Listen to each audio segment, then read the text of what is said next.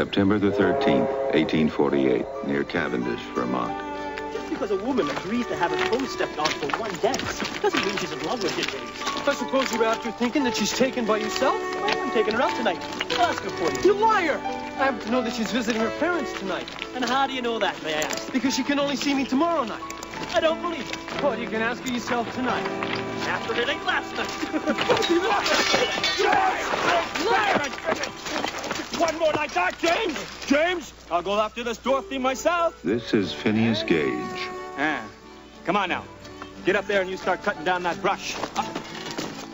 Benjamin, you get over here and start leveling off this timber. Now hop to it. Come on, you lot. What are you looking at? Got a lot of yards to make today. Time's money. Set in there, Billy. Gage is an intelligent, well-balanced man. Feeling better now, James? Yeah, that's my boy. Neil? He's a modest and reliable person. He's in charge here because he can make careful, well-informed decisions. The healthy brain is like a good railroad construction crew, all the elements interacting in harmony. The red emotional limbic system passes on its messages to the blue intellectual frontal cortex, the part of the brain which assigns priorities to the messages. Everything ready, Billy? Yep. Good. Give her lots of sun, Billy boy. Lots of sun. Okay. Give her lots of sun. Hang it up, Jeremy! Get back here both at once! As if you want to be working here tomorrow. Normally, the two brain systems keep thought and emotion in equilibrium. James? James? Yeah. Good.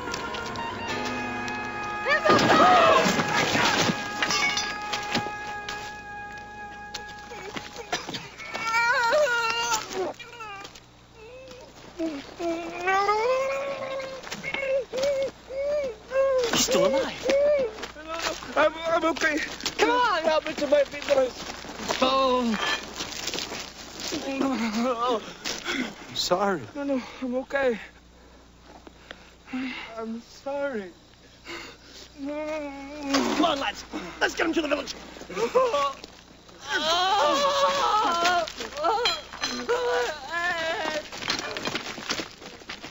Almost a century and a half after Gage's accident, we can guess that his limbic system, frontal cortex, and the connections between the two were damaged by the passage of the tamping iron through his brain.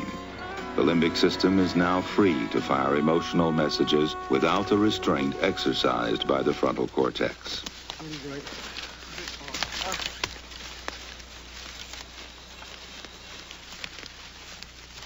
But why did Gage feel so little pain? Normally, pain signals move up the spinal column to stations in the brain which pass on the messages to the frontal cortex. At the microscopic level of the neural net, information is passed on from cell to cell. It's through this system that the pain messages reach the frontal cortex.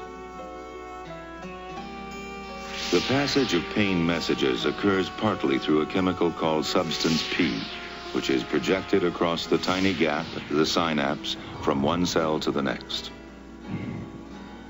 If enough of the chemical reaches the receptors of the next cell, the cell fires and the pain messages continue.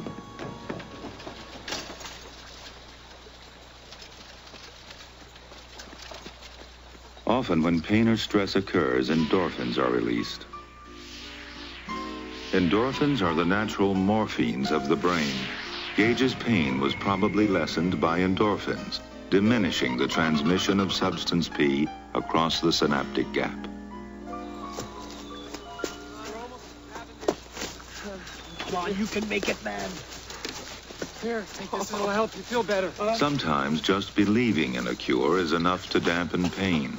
Water has no pain-killing properties, but it may have given Phineas Gage some relief by triggering the release of more pain-resisting endorphins. Oh, better. If Gage had taken morphine, it would have inhibited cell firing by impairing the transmission of substance P, just as the endorphins do, blocking the pain signals.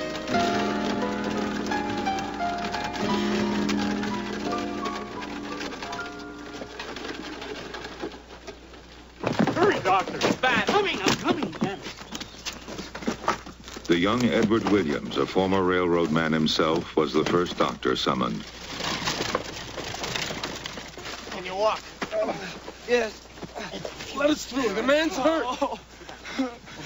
Tapping iron went right through his head. Science's great interest in Phineas Gage was in how the severing of his frontal cortex from his limbic system completely changed his behavior and character. Come on, Phineas. Let us take you up to bed. Oh, no. Leave me alone. I just want to stay outside. Phineas, you'll be better inside. I'm staying right here!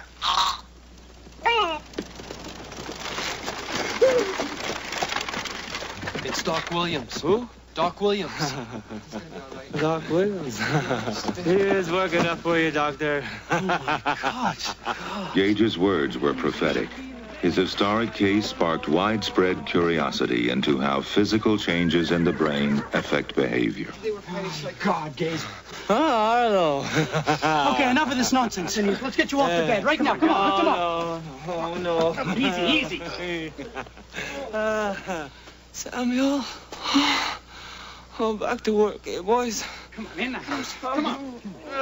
Come on. Easy.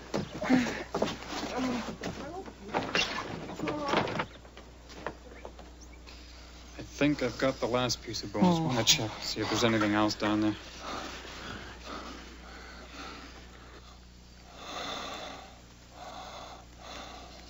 My right hand is touching my left hand, clear through his head. Once the connections between the frontal cortex and the limbic system are gone, the limbic system is free to fire its messages of emotion uninhibited by the frontal cortex. And behavior becomes erratic and unpredictable. You know what I like, Doctor? Mm-hmm. I like to have my old dog up here. Come here, Beth. Here, boy. Come on. Keep your head still. Oh, Billy. Billy. Oh, wait. Keep your head still. Oh, I have to see the man, eh? Hey. Easy. Lie back. Let's see what we can do about your dog, Phineas. Go get Biff, Billy. Go get Biff, eh? Biff died. Biff, no! Lie back. Lie back. Lie back.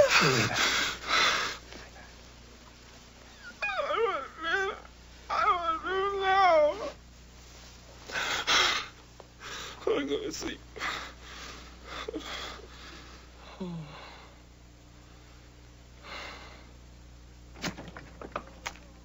Against all odds, Gage survived. Physically.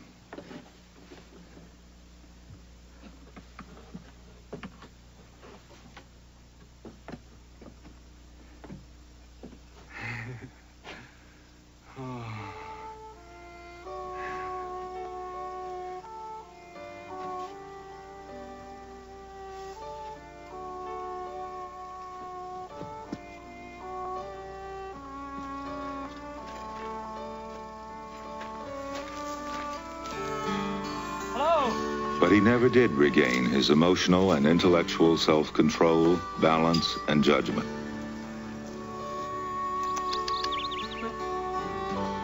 His ability to communicate with other human beings decreased, but he developed a special affinity for animals.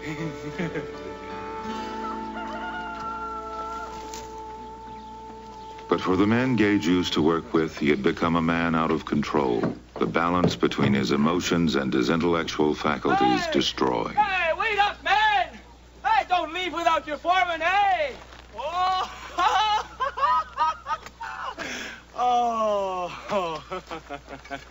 Oh. We got a new foreman. What?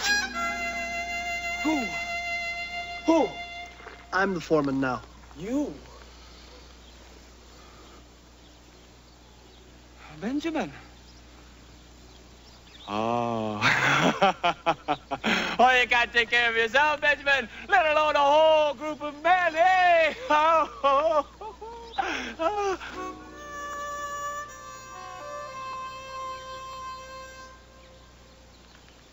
I'm still in charge, eh? We hope you'll be back, Phineas.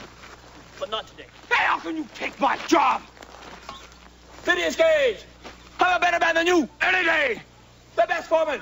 We'll come by later, Phineas. I'm the best.